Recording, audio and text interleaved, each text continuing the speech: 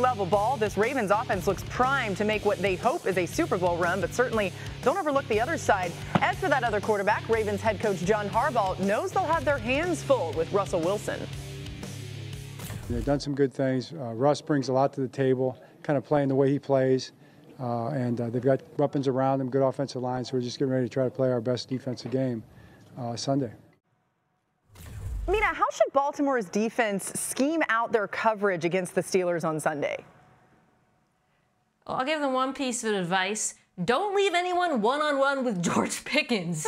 So far this year, in the 3 games that Russell Wilson has played, he has hit 12 big plays against single high coverage, which is the second most in the NFL in that span. Against split safety, he has only hit 1, which is 30th. Ooh. If I am the Ravens, who are very good against the run, by the way, so they don't have to use more people to stop the run, play single high, I beg Russ, I entice Russ, I ask him to try to dice this up underneath and over the middle of the field, which is not his preference. You cannot cede the perimeter to him. That is where this Steelers passing attack has been thriving over the last few weeks, and I do everything in my power to take that away. Yeah, I totally agree, and I think it'll be what he said. He's mumbling. You got to protect them perimeters, Mike. Perimeters. Go ahead, Dan. I just like that word. Yeah, he just wanted to say it. It rolls off like really well. All right. Yeah, I would expect Baltimore to not do that. If I was Pittsburgh, I would move Pickens into the slot a ton early on, and just to see how Baltimore would coverage-wise defend it. You know, if you think about some of the, red zone stuff, I don't know if Washington was mismatched, misaligned, misprepared, but when they moved Pickens into the slot, they had some success. If you're going to put him on the outside and you're going to play single high coverage, to Mina's point, they're just going to throw him those one-on-one routes. And they're going to do whatever they want. You don't have the people that can consistently cover in that nature, and they're going to take their shots. Last week, Russell threw 8 of them. He only hit 2, but they mattered. And so if I was Pittsburgh and Arthur Smith, their play caller, I would move Pickens inside early on just to see what Baltimore's plan is to gather that information and adjust accordingly. Yeah, like both of y'all saying, this game is about coverage, and the Baltimore Ravens are #1 in sacks and pressures with a 4-man rush in the NFL. But you never know, because RC and them ain't doing their job back there. They ain't covering nobody. RC there. So this is I'm attacking you. You know how it go when some unit is acting stupid on defense. Here's the thing though. Here's the thing. When you think about what Mina and Dan just said, you got to deal with all of that movement, and we understand where the Ravens are vulnerable at. This is a Justin Madubuike game, and he came along against Cincinnati and had his breakout, and Mina talked about him being more effective in the pass rush. This is one of those ones where if you can commit to that coverage and get Russ to hold the ball and protect the perimeter, then you may be able to get some pressure up the center of this pocket. But it is pivotal that they rush for this game and they are able to get after Russ, and they've been doing that at a high level. We just never talk about it because they give up everything on the back end, like 260-plus yards to Jamar Chase last week.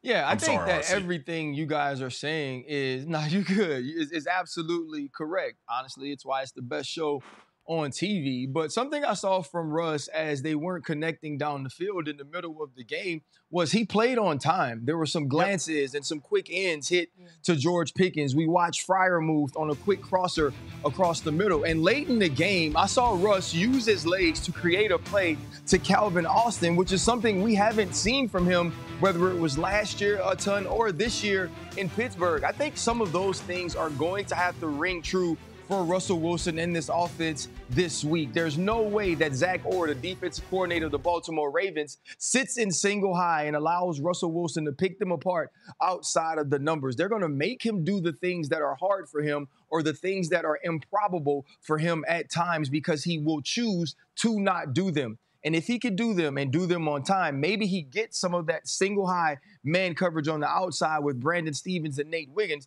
that he could take advantage of with George Pickens and Mike Williams. RC, real quick, if they are, because there are going to be moments when they have to play single high. It's just, the math of football. Is there a corner that you like on Pickens more that if you had to play man-to-man, and then would you play him at the line of scrimmage or off?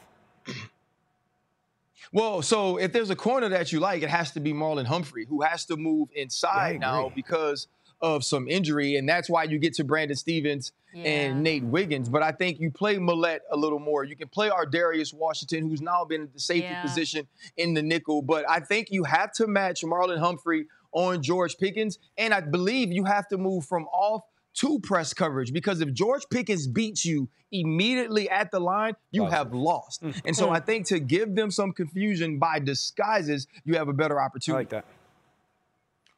RC, I love that point when you talk about George Pickens off the line. And I think about Kyle Hamilton comes to mind and how you can use him skirmying around the line of scrimmage against Russ as well and trying to create some confusion. Potentially. You just talked about those short to intermediates and how he played on time. If I'm Zach Orr and I got any semblance of pressure on my mind, it's going to be disguise or pressure by Kyle Hamilton in this game, because I want Russ to keep it as long as I possibly can, and I think you do it by doing that.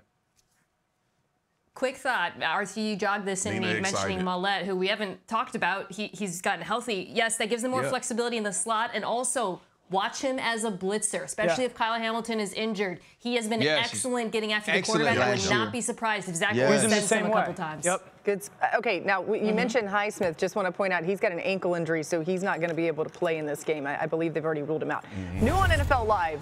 Let's see what this is from Brooke Pryor. She's got a story from Arthur Smith.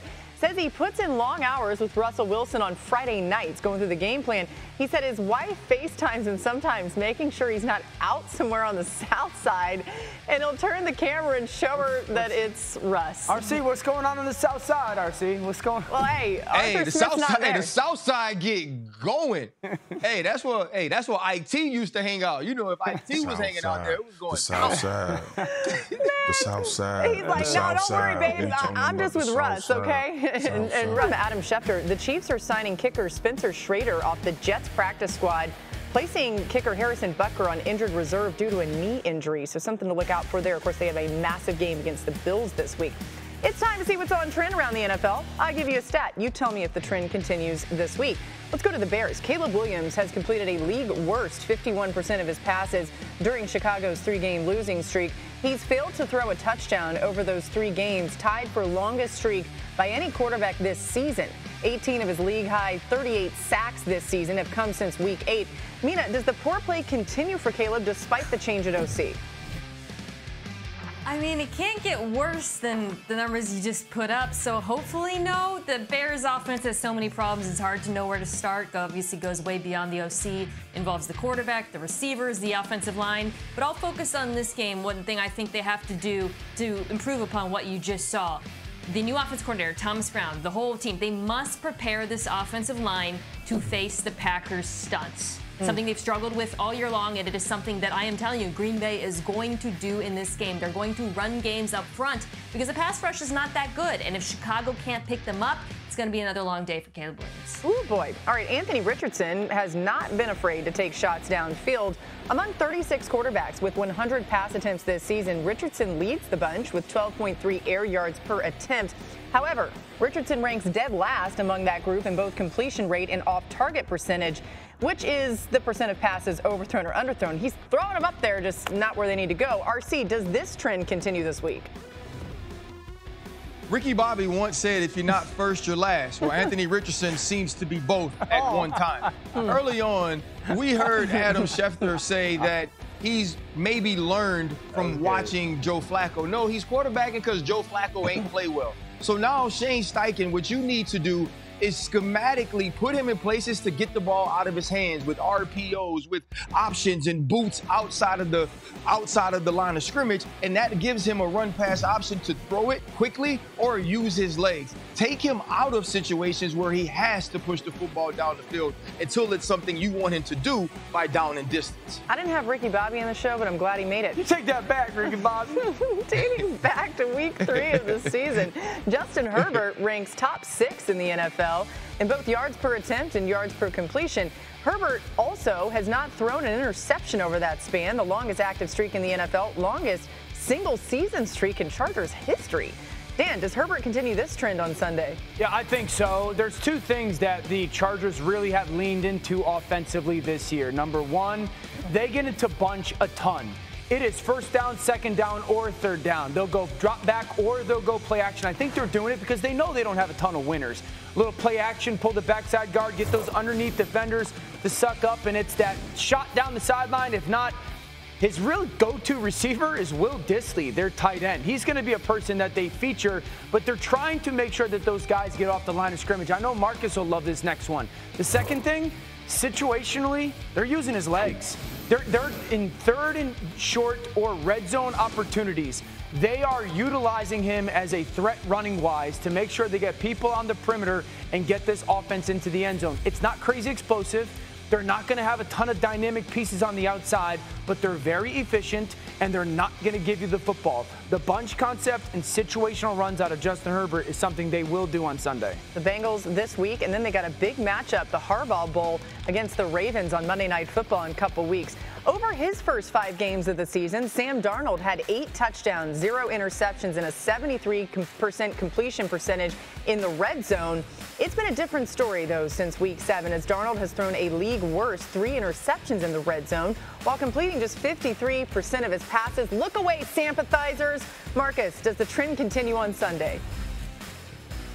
I'm saying no. And for the sake of Mina Kimes and Dan Orlovsky, Samuel, stop throwing them in the red zone, man. Because you're still moving the ball. They're moving the ball well. He just has to limit these mistakes when they get in that area to score points. That was one of the better things, obviously, you just talked about it with the graphic, Boogie, of this Minnesota Vikings offense, is the reason why we had them in the conversation for one of the top teams in the NFC.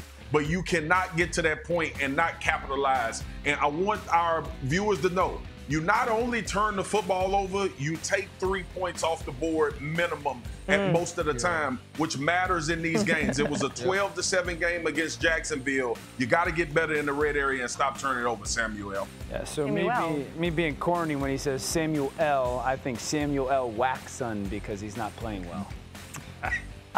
Dan, you know what?